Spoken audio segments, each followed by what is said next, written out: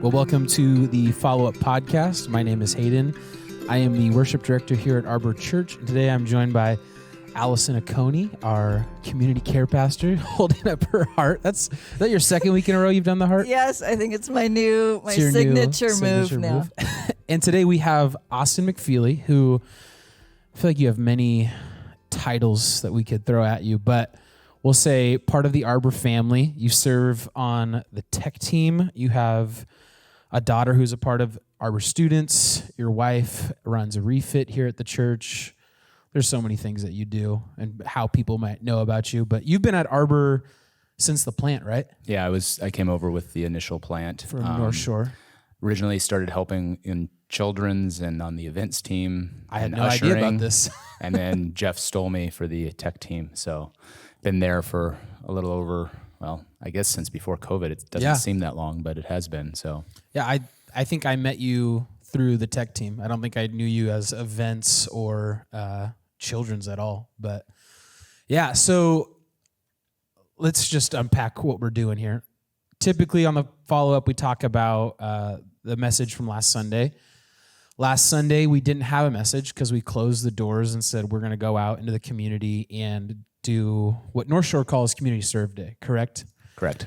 And you can explain it real fast, but it's essentially we are helping out schools in the area, right? Very simplified version of what we do. Yeah, we are helping mostly in the North Shore School District, but also a little bit in Lake Washington, and the North Shore Community Church is expanding that every year as we grow. This year was a little abnormal because we didn't have it last year, but they've been doing it for over 10 years now. Been helping out. They started out with one school, and now it's over 25 schools that they're helping out with. Wow. Around 100 people on each campus. Yeah. I want to say, I haven't got the final numbers yet. We had 98 at my school. I lead Lockwood Elementary, which is the farthest west school in the North Shore School District, at least as far as elementaries go. We had 98. I have a friend who leads Wooden, which I know we had a number of Arborites at, which was great, and he said they did an awesome job.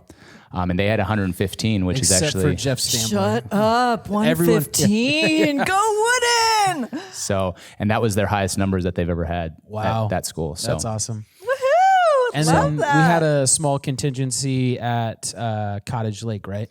As well, Darcy. Yeah, did you hear any numbers out of I haven't heard Lake? Cottage Lake yet. Usually it takes a few days for them to generate those, and I haven't got that email yet. But I know that no school was underserved. That's awesome. So Oh my That's gosh, great. that's so great. Why was this abnormal compared to last? I know last year we had to not do it because of COVID, but how did that impact this year? I think that it impacted, at least at my school, we actually had a few more people from the PTA and community this year than we have in the past, but we actually had, I want to say, less at my school, and I can't speak as a general from the church community. And North Shore is not the only church, obviously, besides Arbor. There's a Woodinville church I know, and it goes out to a number of them. There's only like 3 or 4 that shut their doors, but they all talk about it and encourage their congregation to go out and help. And I know that some of my North Shore people were actually stolen by another, like they were signed up for my school, and because we had enough, they got moved to some other schools that needed a few more people. But this year was also different. I mean, mostly different because of COVID, the lack of knowing if we're going to be able to help out indoor with the teachers, which is usually a big portion of what we do. And we found out the last week that we were able to help, and that I kind of been planning on that the whole time. So I kind of had that already scheduled with some teachers to help them out.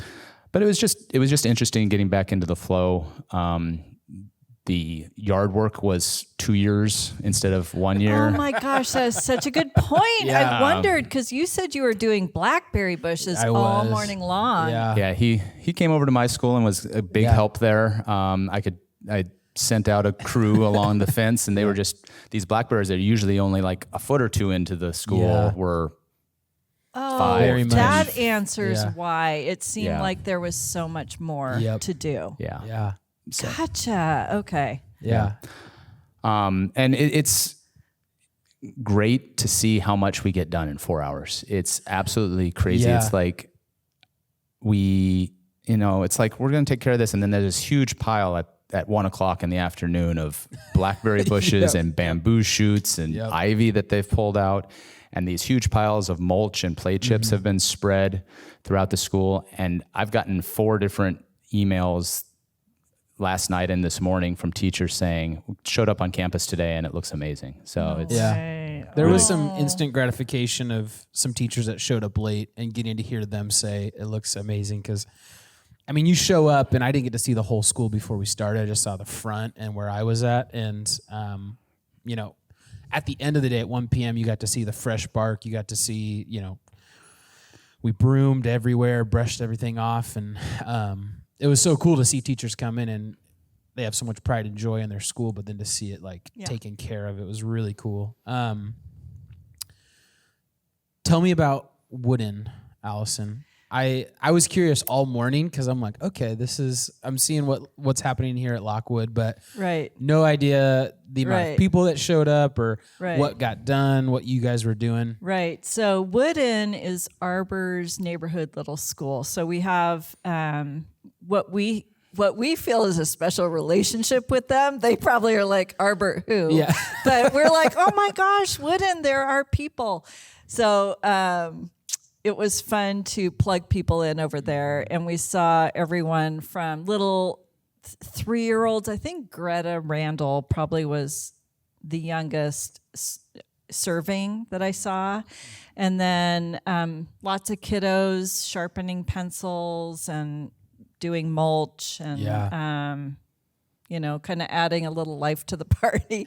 And then we had probably a couple dozen people pulling the weeds and mulching, and I actually didn't walk through to see if anybody was in the classrooms. Oh yeah. It didn't dawn on me that would be a possibility, but mostly, there were people painting a USA map on the asphalt, and I was doing play chips under the playground equipment so that anybody who falls won't get hurt. And then also we spent a lot of time in the food bank. Yeah. So we walked in and there were bags and bags and bags of donations, which is awesome. Yeah. But they all have to be sorted and put on the shelves and organized. So and correct me if I'm wrong. That's kind of how our relationship with Wooden started, right? Was the food bank, which a year and a half ago, 2 years? At the beginning of COVID. So yeah. We always refer to COVID as like last year, but now we're starting in like the second year. Yeah. So, we started with the food bank and we take donations here at Arbor, organize them, sort and box them, and then we bring them over for their free and reduced lunch kits. Gotcha. So, we're entering our second school year doing that. And again, we feel super bonded to Wooden. And to the food bank families there. Yeah.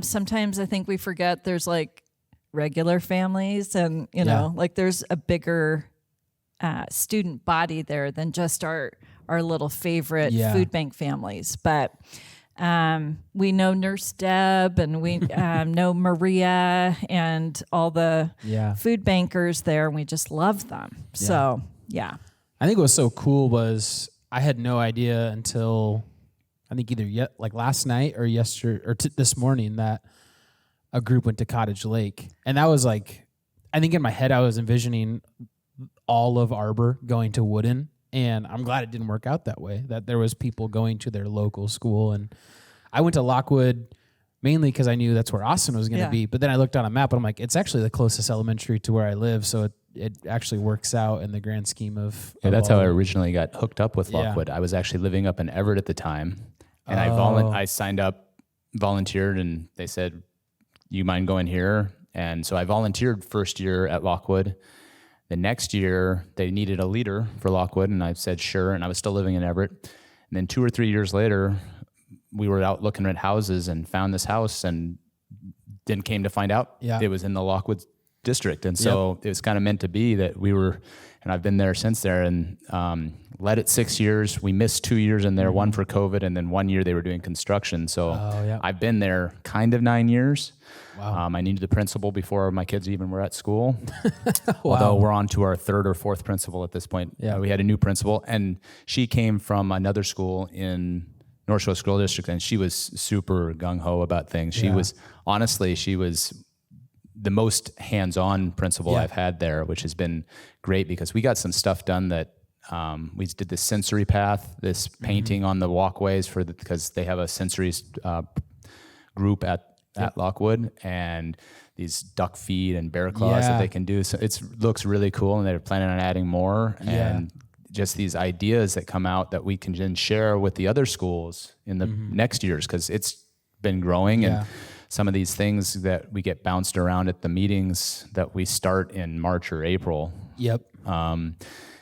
It's always like, oh, I'm done. And then it feels like just a month later, I'm like, you up for leading next year? And it's hard for me to say no, and I still have a first grader there now, so I think I'll be stuck there at least for a few more years. So. And then I am out.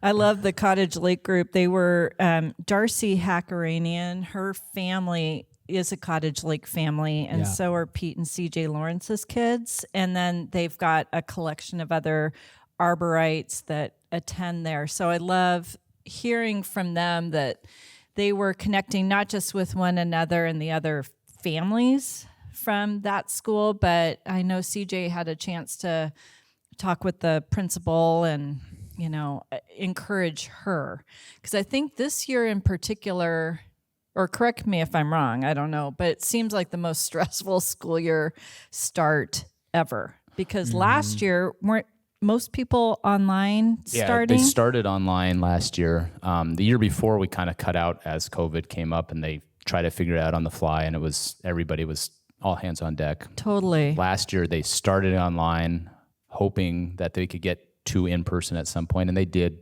around February or March eventually, but they knew they were starting online, and all these teachers were having to transition to working from home. And like one of my kids' teachers had a newborn and like a 3-year-old, and every once in a while the 3-year-old would just run across the back. And and that's real life. And now they're coming back into their classrooms and trying to get things sorted, because last year when they finally got back, they had to be 6 feet apart with these shields and everything, and now they're able to, get things back to at least more closer to normal than it has been.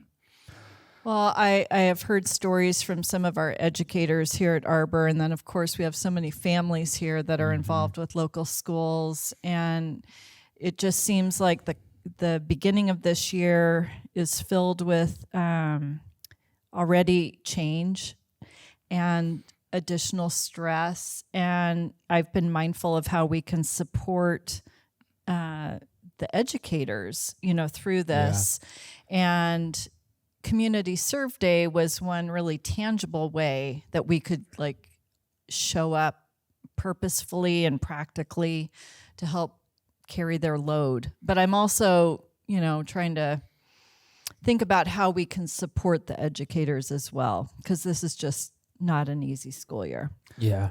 No, it's definitely not. I mean, I think, with the recent surge, it's making, we're now back to masks, although I know in the elementary school they were going to require them anyway, even before the new mandates that just came out. But, it's hard to teach when you can't see their face.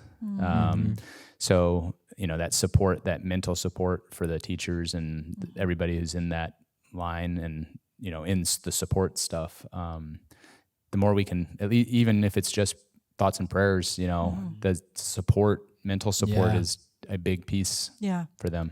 I would love our Arbor families to be marked by kindness and patience and peace as they enter these schools, knowing that the leaders there are stressed out and they're trying to do the best that they can.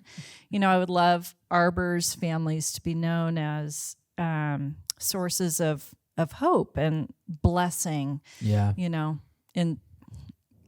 yet I know they're stressed out too. Yeah. So, just thinking about how educators and teachers can be a thankless job and it can be a very difficult job.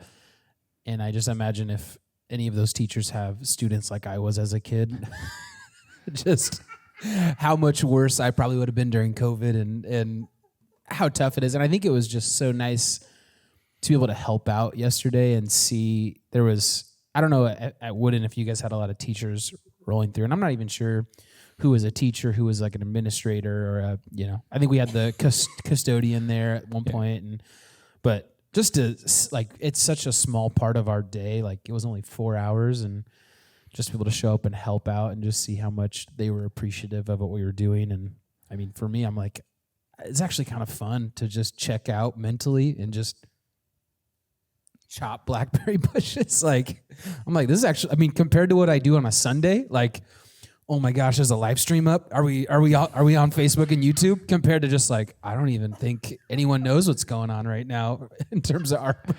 And being kind of anonymous too. Like I just kept digging, these playground chips. And well, you can help me out with the planning and everything next year, and then you won't be quite so mindless.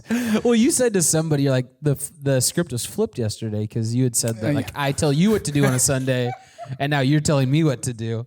So yeah, that is one bonus. So well, and Jeff Stamler was doing that to Brian too over at Wooden. Jeff somehow was wearing. Jeff runs our media team here, right? So. I don't know if Brian usually bosses him around, but Jeff somehow got a leadership T-shirt yesterday and was totally commanding Brian around, making him do the worst jobs. Yeah. And come to find out, he wasn't really a leader. He just had the fancy T-shirt. Well, so he probably got it. Dave, the leader at Wooden, and Jeff are good friends. So. Well, he was an imposter, and he was loving it. He probably did that pretty well, I imagine. Yeah. Turnabout's fair play, man. I think it was kind of fun. You mentioned about the custodian being there and everything, and we were able to help the one out at Lockwood. Yeah. But I mean, average around 100 people at each school. Yeah. Times 4 hours. Yep. Granted, some people didn't stay the whole time, but say 400 man hours. Yeah. That's 10 full work weeks. Yep. Wow. That we can get done in one morning for these teachers and custodians and principals that they would have to do on top of their normal stuff. So it's a huge impact. Yeah, it makes a big impact, especially all at once like that for them. Yeah. I did invoice them for my hours, so I'm hoping to get some sort of compensation back. But you didn't take any granola bars at the end of the day? No, because I knew they would take it out. So brought my own water and coffee just to eliminate that step. I do want to talk about the why, and we can probably talk about how it got started and how you got involved in it. But obviously, it's to help out schools, right? Help out teachers, anybody that's in the education field. But I guess Austin, kind of give us the elevator pitch of why. Like, if I was someone who had never been to a community serve day or anything like that, why should I do this versus come to church on a Sunday or X, Y, or Z, Well, I mean, I think Alison touched on it earlier. It's making that local impact, using our platform to make an impact, a meaningful impact in the lives of everyone who comes to that school, who is involved with that school, to show that we're not just a church building, that the church is out in the community, and to live out, the message to help the least, the hurting, because there's plenty of people at those schools that we don't know about that, coming to a beautiful school just lifts their spirits enough that it helps. You don't think about it in our area that there's those people who struggle on a daily basis. I mean, the food bank's been a great blessing for a lot of people, I know, and it's not something that I necessarily think about on a daily basis because we live in a pretty affluent place. But it's something that we can do, giving of our time, to help the community and to show that we care.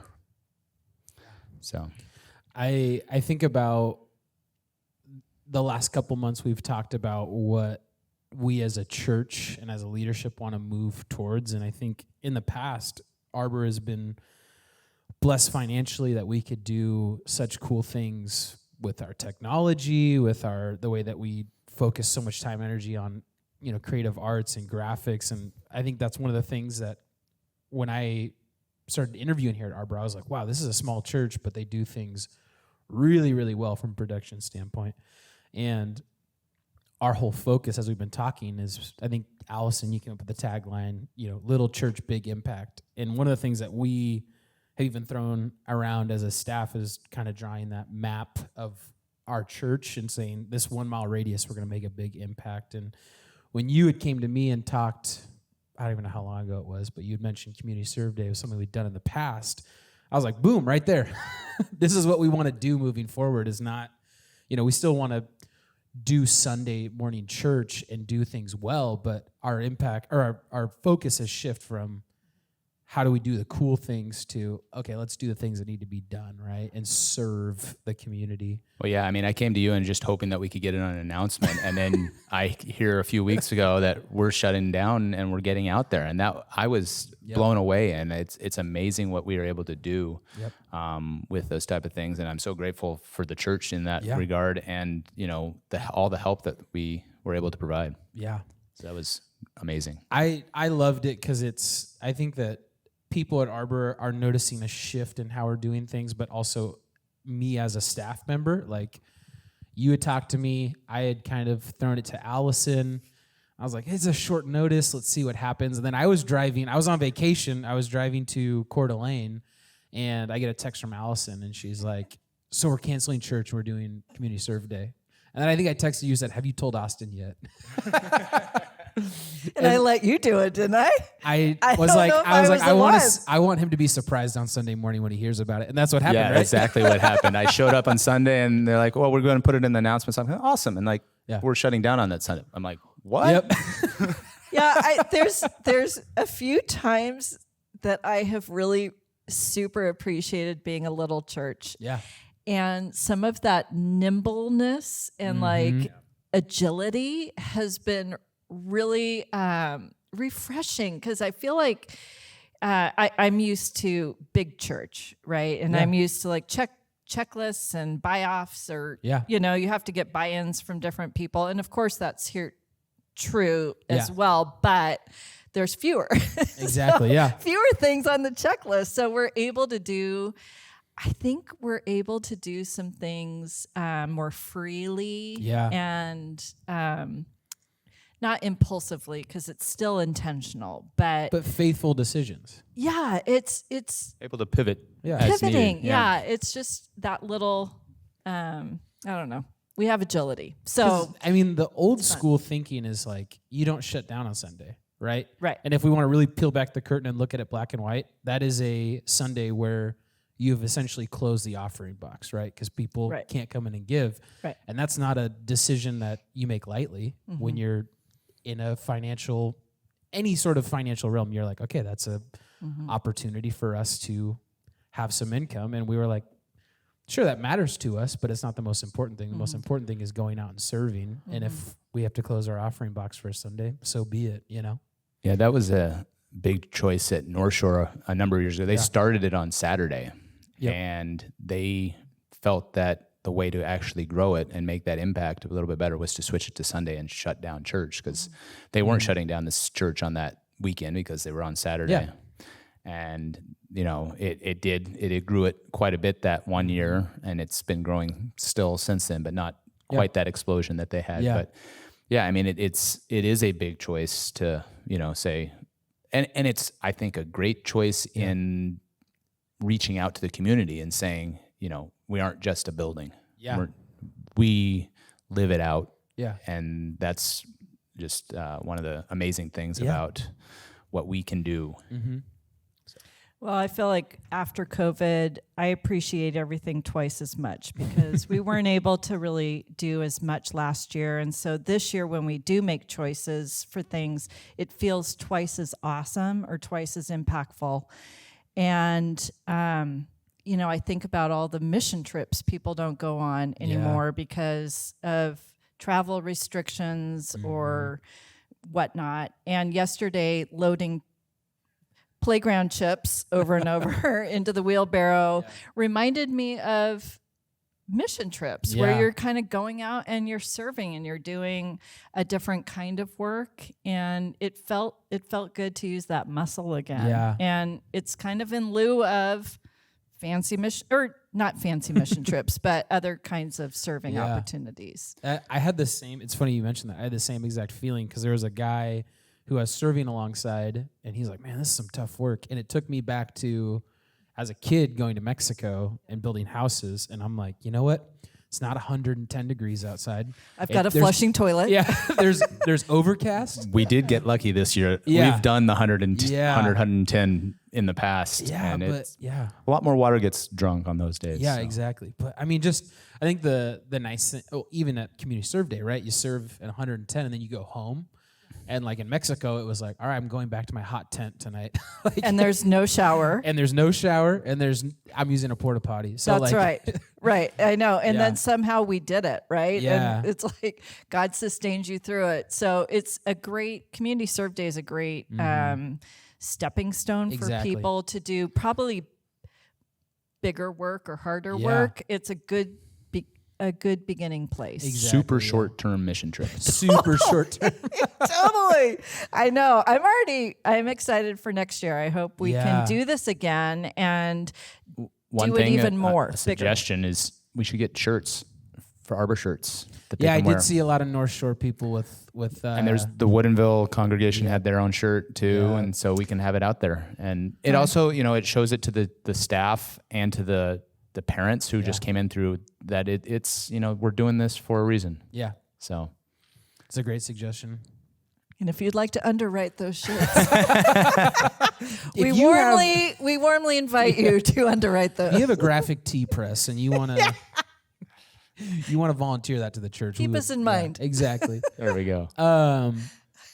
Okay, so we talked about the why. We're actually getting close on time. So I guess we'll just throw it around. Do you have any funny, or cool stories from your time at Wooden? Obviously, you got to watch Jeff Boss Bryan around, so that's a laugh already. But, but also, wait, tell us about the food bank as well, because that's something I didn't realize until today, that you had a team from Arbor kind of go to the food bank, which was cool because it helped out both sides of it, right? Yeah, the food bank and the school. One thing that's awesome this last year is we have adopted Maria Cisneros into our Arbor family, and she is the family liaison for North Shore School District, and we met her through the food bank.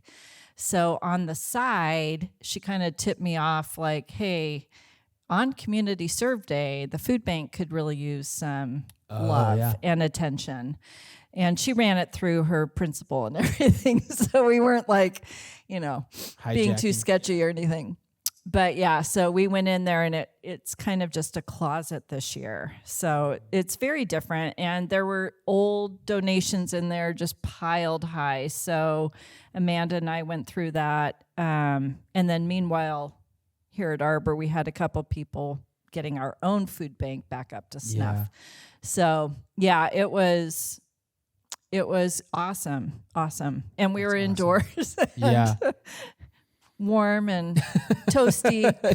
So no complaints there. So no, I enjoyed working with like the guy who was on wheelbarrow duty with me was some parent from Wooden, and it was so refreshing. I didn't even tell him I was from Arbor or anything, although I had all the merch going. I had the sweatshirt and the student t-shirt and the hat. I felt bad because Jillian was wearing an Arbor hat, and I was wearing my Nike hat, and I was like, darn it. I missed an opportunity to wear my Arbor hat. Yeah. What? I try and be a walking billboard for Arbor, but sometimes I just forget. So, well, unless you're doing bad work, then it's okay to like go well, that was incognito. my thought. Yeah, I brought a lawn chair, and I was just gonna drink lemonade and just tell Austin how Be he the was lazy doing. guy over on the side. Guys, I think you miss these blackberry bushes. I can still. Mr. Spot. But the funny part for me was, I was wearing another like Carhartt shirt yesterday when I was working. I had this little pocket. When I got home and I took my shirt off, blackberries just fell out of the pocket.